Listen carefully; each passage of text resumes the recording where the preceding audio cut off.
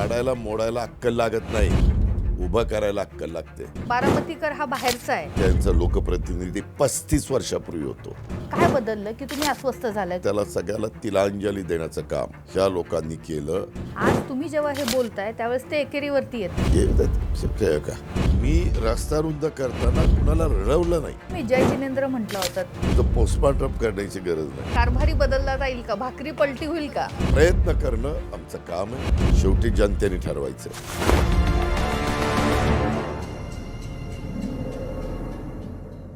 पुणे महाराष्ट्राची सांस्कृतिक राजधानी म्हणून ओळखलं जाणारं शहर, तर पिंपरी चिंचवड उद्योगनगरी असा नावलौकिक मिळवलेलं शहर. पण आज या दोन्ही शहरातल्या महापालिका कर्जबाजारी झालेल्या आहेत.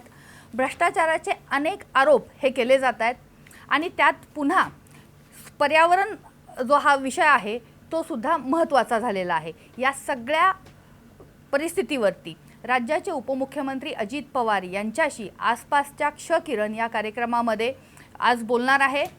जबाबदारी, सत्ता आणि लोकांचा विश्वास या 3 मुद्द्यांवरती. काल तुम्ही हमीपत्र जाहीर केलं. ते हमीपत्र जाहीर करताना सगळ्यात महत्त्वाचा एक विषय तुम्ही सांगितला, मेट्रो आणि PMPLची बस सेवा जी आहे ती मोफत देणार. पण दुसरीकडे विरोधक जे आहेत त्यावरती टीका करतायत. ही टीका म्हणजे पुणेकरांच्या सार्वजनिक सुखकर वाहतुकीमध्ये मिठाचा खडा आहे असं वाटतं का? कुठल्याही निवडणुका म्हटल्यानंतर एखाद्याने काही चांगला प्रपोजल आणलं, चांगलं जाहीरनाम्यामध्ये बाब आणली तर विरोधक हे टीका करतच असतात. त्यांचं कामच आहे टीका करणं. मी आज इथं जी प्रेस घेणार आहे त्याच्यामध्ये मी इथल्याही बाबतीमध्ये विस्तृतपणे त्या ठिकाणी बोलणार आहे. मी जी काल प्रेस घेतली त्याच्यात पण कसे पैसे आज पुणेकरांचे जातात, वर्षाला 10,800 कोटी रुपये कसे जातात आणि फक्त 300 कोटी रुपये पुणेकरांच्या बजेटमधनं त्या कामाला दिल्यानंतर त्याच्यात ट्रॅफिक जॅमिंगचा जो प्रकार आहे तो कसा कमी होणार आहे, प्रदूषण कसं कमी होणार आहे. कारण एवढी लोकं मग ट्रेननी जा ये करतील, एवढी लोकं व्हेकलनी जा ये करतील, एवढी म्हणजे सगळी नाही, जी काही त्याच्यातली 1/3च मी धरली. CNG बसनी जा हे करतील. त्याच्यामुळं साहजिकच बराच ताण रोडवरचा, वाहतुकीचा, वाहनांचा आणि प्रदूषण हे दोन्ही गोष्टी त्याच्यातनं आपण साध्य करतो आहे. आणि आपलं तिकडचं बजेट आहे ते गेल्या वर्षीचं 12,600 कोटीचं बजेट आहे. इथलं 9,600 कोटीचं बजेट आहे. त्याच्यामुळं बजेटचा विचार करता अवघी 2-2.5% रक्कम आपण खर्च करतो. परंतु दोन्हीकडच्या बजेटमध्ये किती वारेमाप अनावश्यक खर्च चाललेला आहे, किती रिंग करून पैशाचं वेगळ्या पद्धतीनं गैरवापर प्रकार करायचे आणि पैसे त्याच्यातनं काढायचे, कमिशन काढायचे, हे सगळे प्रकार चाललेले आहेत.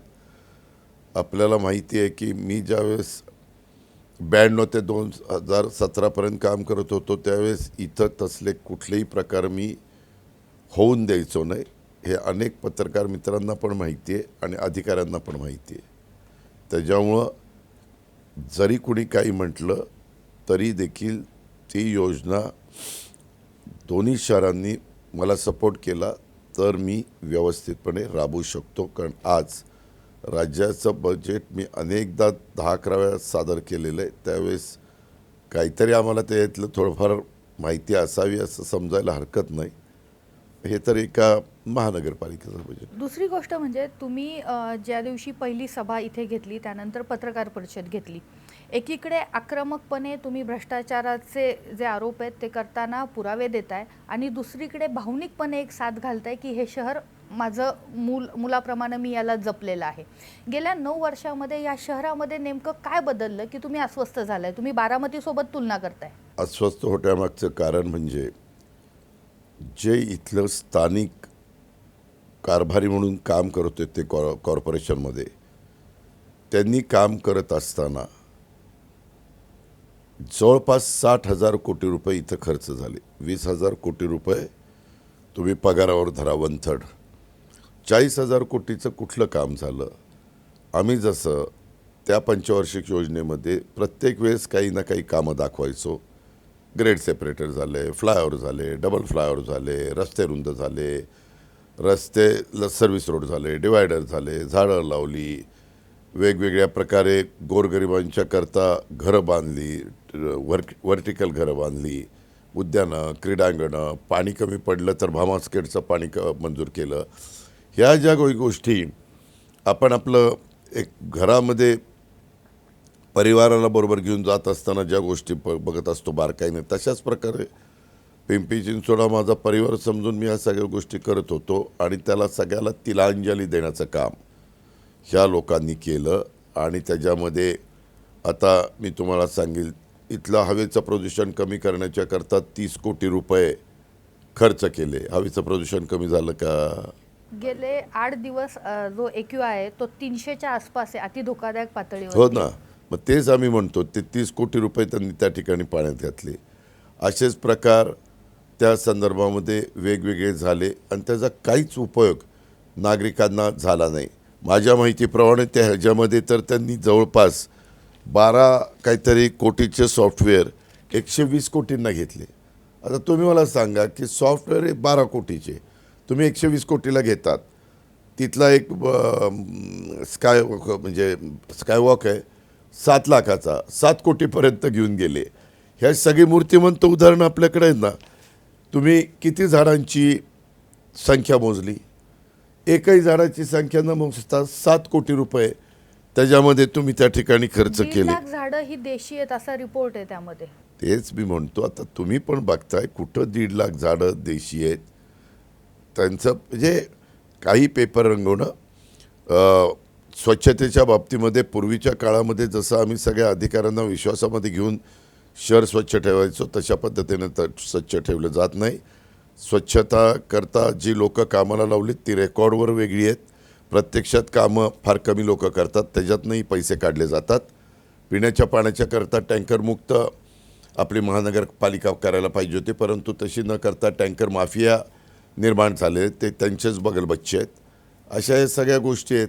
रिंग करायची, त्यांच्याच कॉन्ट्रॅक्टरला काम कसं मिळेल बघायचं, त्यांना फायद्याचं असेल ते अटी टाकायच्या जेणेकरून त्यांचंच प्री क्वालिफिकेशन झालं पाहिजे.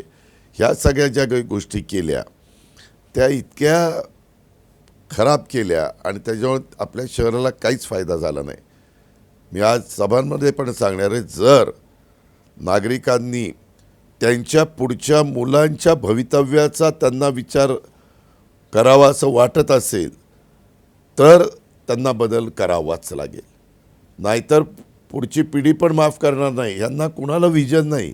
दादा, यांना कोणाला विजन नाही तुम्ही असं म्हणता, पण कधी काळी तुम्हीच यांना मोठं केलं, तुम्ही संधी दिली. आज तुम्ही जेव्हा हे बोलताय त्यावेळेस ते एकेरीवरती येत आहेत. येऊ का, मराठी भाषेत कुणी कुणाला एकेरी बोलावं, कुणी कोणाला रिस्पेक्टफुल बोलावं, ज्याचा त्याचा अधिकार आहे. मला त्याच्यामध्ये फार पडायचं नाही.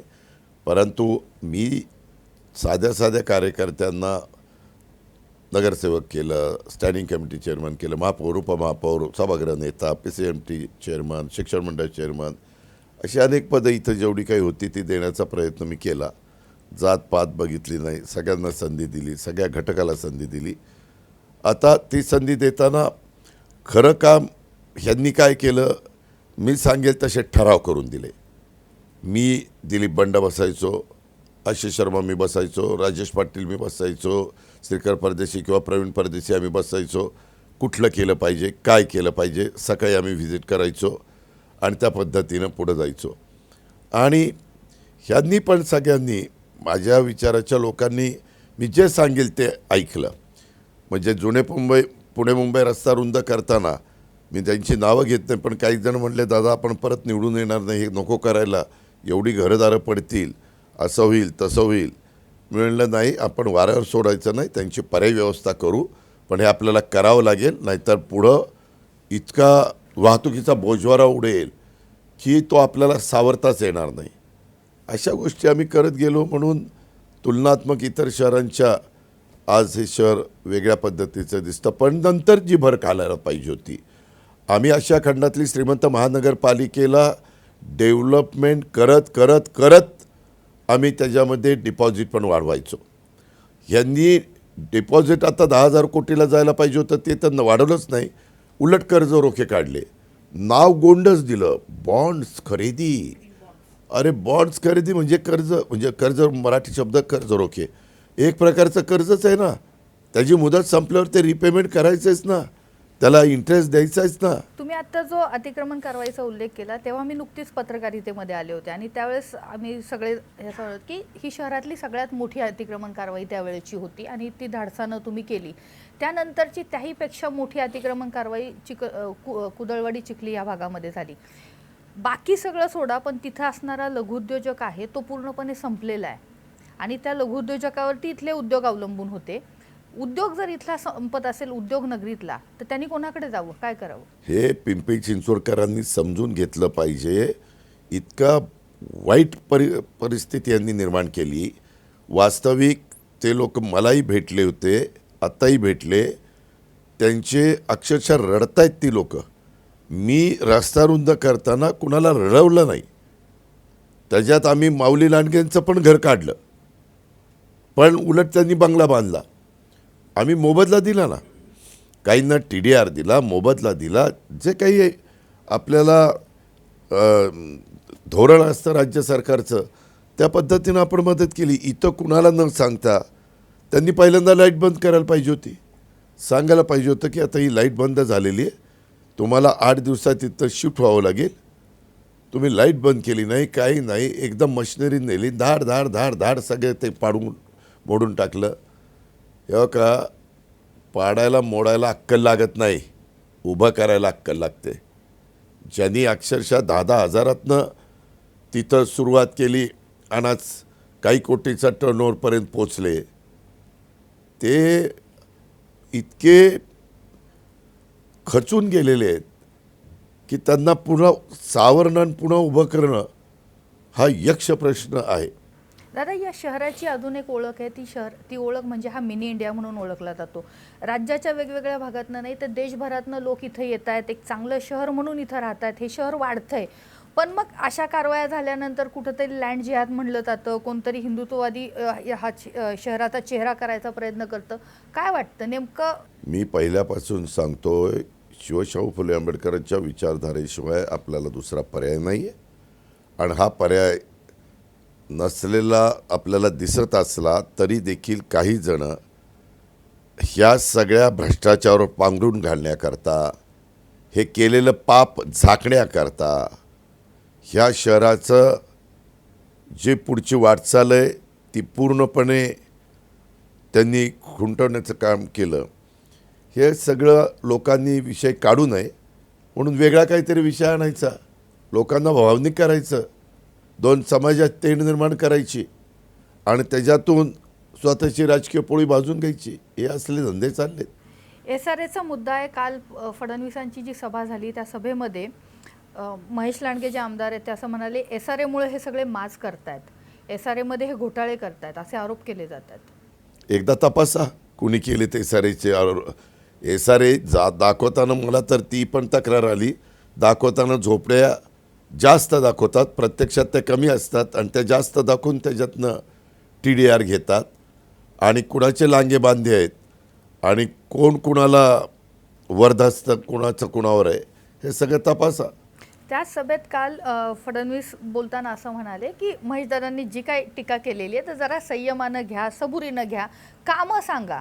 तर नेमकी कुठली कामं आहेत की जी तुम्हाला त्यांनी ते आता सांगणार आहेत? तुम्हाला माहिती आहेत का त्यांनी काय कामं केलीत 9 वर्षात? मुळात ह्या शहराचं इथलं कोर्ट बिल्डिंग असेल, इथले बाकीचे सगळे वेगवेगळे महत्त्वाचे प्रश्न असतील, आम्ही केंद्र सरकार राज्य सरकारकडनं जी काही मदत करायची त्याबद्दल आम्ही कुठंही त्याला अडचण येऊन दिली नाही, म्हणजे ह्या शहराच्या विकासाला. आणि आता पण नवीन अजून मेट्रो आपल्याला वाढवायची, त्यालाही आम्ही देणार. माझ्या काळात जयननुरमचा किती पैसा आला तुम्हीच सगळ्यांनी डोळ्यांनी पाहिला, त्याची कामं कशी दर्जेदार झाली तीही बघितली. इथं कामं होताना कोणी तिथं बघत नाही काय क्वालिटीची कामं झाली, कारण ती कामं देतानाच त्याच्यामध्ये भ्रष्टाचार झालेला असतो. तो कॉन्ट्रॅक्टर काम करतो त्याला कोणी बोलू शकत नाही, कारण त्यांनी कोणाला तरी मिंद केलेलं असतं. आणि अशा पद्धतीनं आता इथं माझ्या कारकिर्दीमध्ये कधी 25 वर्षात कुठल्या चांगल्या अधिकाऱ्यांनी स्वेच्छानिवृत्ती घेण्याचा प्रयत्न केलेला नव्हता. आता चांगले अधिकारी स्वेच्छानिवृत्ती घेतात, त्यांना दमच देतात तिथं सही कर. असं गोलकडं करतात आणि सही कर, नाही सही केली तर तुझ्याकडे बघून घेऊ. शेवटी माणूस जीवाला घाबरतो. काहींनी नको बाबा या भांडात पडायला, आपल्या मागं नंतर लचाण लागेल त्यापेक्षा सोडून गेले ना. तुम्ही पत्रकार म्हणून माहिती घ्या. तुमच्यातले पण ह्या अशा काही भीती दाखवली म्हणून सोडून गेले का तुमच्या सोबत? कधी गेले? नाही नाही अधिकारी नाही म्हणत मी, तुमच्या नाही आताचे तिकडे गेलेले आहेत ते. माझ्यातले गेले. त्यांचं आर्थिक कात्रीत ते सापडलेत. ती आर्थिक कात्री दूर करायची, आर्थिक त्यांना पाठबळ द्यायचं आहे. आणि आता बऱ्याच जणांना असं सांगितलं, तुम्हाला सत्ता आपलीच येणार आहे, तुम्हाला आपण काम देऊ, मग त्याच्यात तुम्ही पैसे कमवाल, मग तुमचं जे आर्थिक चणचण आहे ती दूर होईल. माणूस पहिलं पैशाला महत्त्व देतोय बरेच जण, सगळेच नाही बरेच, आणि त्याच्यामुळं काही जण निघून गेले. दादा, पुण्यातल्या एका सभेमध्ये तुम्ही जय जिनेंद्र म्हटलं होतं, ते नेमकं काय होतं? त्यातनं काय सांगायचं होतं? जय जिनेंद्र मधनं काय सांगायचंय? पुण्याच्या पत्रकारांना सगळ्यांना कळलं मला काय सांगायचं होतं ते. कारण तिथं एका व्यक्तीने माझ्याबद्दलची टीका टिप्पणी केली, त्याच्यातनं तेवढं म्हटलं की त्या व्यक्तीलाही कळलं की आपल्याकडे आलं. फार विस्तृत करणं, त्याचं पोस्टमॉर्टम करण्याची गरज नाही. लोकांना थोडंसं नाही, लोकांनाही कळलंय, पुण्याच्या लोकांना कळलंय, सगळ्यांना कळलं, इथल्या पण काही सहकाऱ्यांना कळलं असं. नाही, आता ह्या सगळ्या मुद्द्यांवरती तुम्ही जे हे सगळे आरोप करतायत आणि त्याच्यामध्ये आरोप नाही, पुरावे पुरावे आहेत. 7 कोटीची झाडं न मोजता बिलं काढणं, 12 कोटीचं सॉफ्टवेअर 120 कोटीला घेणं, ह्याच्याबद्दलचे सगळ्या गोष्टी तुमच्या डोळ्या पुढं त्या आहेत, असं नाही म्हणून चालणार. त्याच्यामध्ये 7 लाखाचा ते 70 लाखाचा 7 कोटीला स्कायवॉक करणं, या सगळ्या बाबी आहेतच. असं कसं? मग आता लोकांमध्ये जे जातं, म्हणजे तुम्ही अगदी पोटतिडकीनं उतरलायत सगळं, पण अजूनही इतके कमी दिवस राहिलेत, तुमचे कार्यकर्ते किंवा इथले जे हे ते तेवढी एनर्जी त्यांच्यामध्ये नाही दिसून येते. ठीक आहे, लीडरनी हे सगळं करायचं असतं, कार्यकर्त्यांनी त्यांच्या मागे यायचं असतं. कारण इथलं राजकारण दबावाचं, गुंडगिरीचं, दहशतवादाचं, कधी काही विभागाची मदत घेऊन तिथं कुणाला त्रास देण्याचं, असले सगळे प्रकार चाललेत. कारण काही काही माणसं काही वर्षापूर्वी म्हणजे 2017च्या दरम्यान ज्यांच्यावर जबाबदारी इथं 17च्या नंतर दिली गेली, त्यांची काय अवस्था होती ही पिंपरी चिंचवडकरांनी बघितलेली आहे. त्यांचं घर कसं होतं, त्यांचा व्यवसाय कसा होता, त्यांचा प्रपंच कसा चाललेला होता, त्यांचं राहणीमान कसं होतं. आणि आज 9 वर्षांनी हे किती 1000 कोटीचे मालक झाले, हे जर उघड्या डोळ्यांनी दिसतं. तुम्ही जरा तिकडं लोकांच्यात फिरला तरी लोक तिथं दाखवतील. काल जेव्हा तुम्ही हमीपत्र सादर केलं त्यावेळेस स्टेजवरती जे चित्र होतं ते चित्र पाहून सोशल मीडियामध्ये खूप आनंदाचं वातावरण आहे की बाबा हे चित्र राजकीय, म्हणजे कुटुंबामध्ये तुम्ही सगळे एकत्र आहातच, पण पुन्हा एकदा राजकीय असं एकत्र येणं असं कार्यकर्त्यांना वाटतंय. तर कशा पद्धतीनं तुम्ही त्याकडे पाहता? पुढचं दिशा काय? पुढची दिशा सध्या फक्त ह्या निवडणुकामध्ये चांगलं यश मिळवण्याच्या करता पहिलं लक्ष केंद्रित करायचं, हे आमचं पहिलं टार्गेट आहे. पुढचं अजून काही आम्ही विचार केला नाही. आत्ता आपल्या मताची विभागणी न होण्याच्या करता आपले कार्यकर्ते आपल्याकरता जे झटलेले त्यांनाही काही संधी देण्याच्या करता आपण एकमेकाचे पाय खेचत बसले तर त्यांनाही जेवढं यश मिळालं पाहिजे तेवढं येऊ शकत नाही, मलाही जेवढं यश माझ्या पक्षाला मिळालं पाहिजे तेवढं येऊ शकत नाही. आणि म्हणून मताची विभागणी न होण्याच्या करता कार्यकर्त्यांच्याकडनंच आग्रह झाला आणि मग कार्यकर्त्यांच्या आग्रहाखातर आम्ही त्यालाही सपोर्ट केला. कलमाडींचं जेव्हा तुम्ही पुणे महापालिकेमध्ये तुम्ही कारभार हातात घेतला त्यावेळेस कारभारी बदला असं 2007च्या त्या वेळेस सांगितलं होतं. आता पिंपरी चिंचवडकर इथला कारभारी बदलतील हा विश्वास तुम्हाला वाटतोय? मी आव्हान करतोय. माझं या शहरावर प्रेम आहे.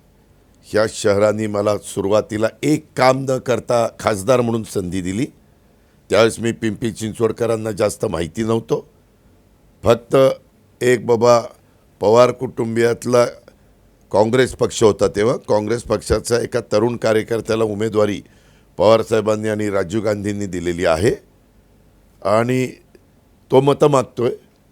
आणि त्यावेळेस काही जण जे काँग्रेसशी संबंधित असणारे नेतेगण होते, मग ते रामकृष्ण मोरे साहेब असतील, ते तात्या कदम असतील, ते नानासाहेब शितोळे असतील, ह्या सगळ्यांच्या कविचंद भाट असतील, हनुमंत भोसले असतील वगैरे वगैरे, ह्या सगळ्यांच्या ओळखी थोड्याशा झालेल्या होत्या कारण त्यांचं येणं जाणं पवारसाहेबांच्याकडं होतं. आणि त्याच्यातून इथं 36,000चं लीड मिळालं. तेव्हा मी ठरवलं की एकही काम न करता यांनी, मी राजीनामा दिला 6 महिन्यात. दोष जनतेचा नव्हता. आमचं काही पी व्ही नरसिंहरावांनी सांगितलं होतं तू लोकसभेला राजीनामा द्यायचं आणि विधानसभेला जायचं आणि पवारसाहेबांनी विधानसभेचा राजीनामा द्यायचं, लोकसभेला यायचं, म्हणून ते केलेलं होतं. त्याच्यामुळं माझं त्या दिवसापासून डोक्यात की बाबा ह्या शहराकडे आता लक्ष घालायचं. आणि तेव्हापासून मनापासून मी लक्ष घातलं. मी काय म्हणू शकलो असतो की आता मी इथं नाहीच आहे खासदार, आता माझं काय काम, मी तसला माणूस नाही. मी नेहमी सांगतो ना अधिकारवाणीनं, मी कामाचा माणूस आहे. मला कंटाळा येत नाही, आळस नाही. मी सकाळी अर्ली मॉर्निंग उठून कामाला लागतो, उशिरापर्यंत काम करतो आणि मला रिझल्ट्स लागतात. उगीच असं वरवर बघू करू, काहीतरी करायचं, काहीतरी त्याच्यानंतर काही उपयोग पण होत नाही, असे कामं नाही. हा जनतेचा पैसा आहे आणि त्याच्यावर जनतेच्या पैशाचा विनियोग पण चांगल्या पद्धतीने झाला पाहिजे. तुम्ही या शहरावरती तुमचं प्रेम आहे, हे शहर तुम्ही उभं केलं, पण दुसरीकडे आत्ता बारामतीकर हा बाहेरचा आहे, बाहेरच्या माणसाच्या हातात सत्ता का द्यायची असा प्रचार जोरात सुरू आहे. ठीक आहे ना, होऊ दे ना. मी बारामती लोकसभा मतदारसंघाचा प्रतिनिधी म्हणजे यांचा लोकप्रतिनिधी 35 वर्षापूर्वी होतो. आणि पिंपरी चिंचवडला माहिती आहे की 25 वर्ष अजित पवार ह्या शहराची देखभाल बघत होता. तिथं वेगवेगळे प्रकल्प राबवत होता. त्यावेळेस कशा पारदर्शकपणे राबवलेले हे लोकांनी बघितलेलं आहे. आता तुम्हाला तुमच्या भ्रष्टाचाराच्याबद्दल उत्तर देता येत नाही, तुमच्या नाकारतेपणाबद्दल सांगता येत नाही, म्हणून हा बाहेरचा, हा अमका, हा तमका असं काहीतरी बोलायचं. आणि मी पण राजकारणात आलो तेव्हा इथं चालायचं गाववाला, अजूनही चाललंय बाहेरचा. अजूनही त्याचं नाही हे तर त्यामुळं काय वाटतं, कारभारी बदलला जाईल का, भाकरी पलटी होईल का? प्रयत्न करणं आमचं काम आहे, शेवटी जनतेने ठरवायचं आहे. माझं मन मला सांगेल की ह्यांनी जर काही म्हणजे योग्य निर्णय नाही घेतला तर पुढच्या पिढीचं अतिशय नुकसान होणार आहे. पुढची पिढी, यांची मुलं बाळं त्यांना म्हणतील की अजित पवार एवढं सांगत होता, तुम्ही का नाही त्यांना साथ दिली, असं पण त्यांना नंतर त्यांची मुलं मधल्या विचारतील. काळात इथले काही व्यापारी पण तुम्हाला येऊन सांगून गेले ना की आमची चूक झाली. ते आता सांगून काय उपयोग आहे? मी म्हटलं आता जाऊ द्या, झालं गेलं, गंगेला मिळालं. आता ते उकरून काही उपयोग आहे का? ज्यावेळेस पुढं संधी येईल त्यावेळेस साथ द्या. कारण ह्या सगळ्यांची एवढी दहशत आहे. अहो इथं काही बिल्डर काम करायला लागले तर त्या बिल्डरांना सांगितलं जातं तुमचं काम होईल, TDR आमचा घेतला पाहिजे तर फाईल क्लिअर होईल. एवढी दहशत आहे इथं. आमची आता विनया तापकीर गेली, तिच्या नवऱ्याला सांगितलं तुझी कामं चालली आहेत, ही कामं काही ना काही करून बंद पाडू, तुला उभं राहायचं नसलं तर भाजपमध्ये येऊन भाजपमध्ये थांब. कारण तो त्या प्रभागाचा, ती विनया स्ट्रॉंग उमेदवार होती. म्हणजे हे मला जे दिसलंय ते मी आता लोकांना सांगतोय. तुम्हालाही एक मान्य करावं लागेल, निवडणुकीच्या आधीचं वातावरण, निवडणुका झाल्यानंतर पहिली प्रेस झाल्यानंतर बदलत चाललेलं वातावरण आणि त्याच्यात होत चाललेली चर्चा, हे बघता लोक विचार करायला लागलेत.